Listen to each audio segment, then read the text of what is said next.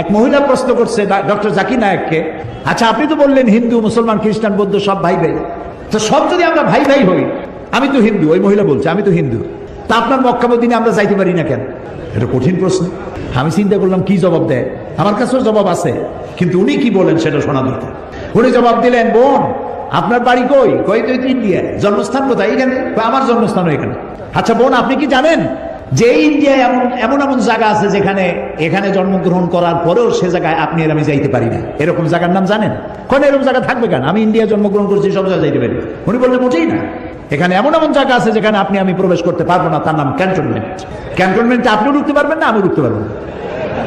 ক্যান্টনমেন্টে ঢুকবে যারা নিরাপত্তার দায়িত্বে, দেশ রক্ষার দায়িত্বে যারা আছে, যে কোনো মুহূর্তে ডাক দিয়ে পড়ে জান দেওয়ার জন্য, রক্ত দেওয়ার জন্য, জীবন দেওয়ার জন্য ঝাঁপায় পড়বে, সেসব সেনাবাহিনীর জন্যই ক্যান্টনমেন্ট তৈরি করা হয়।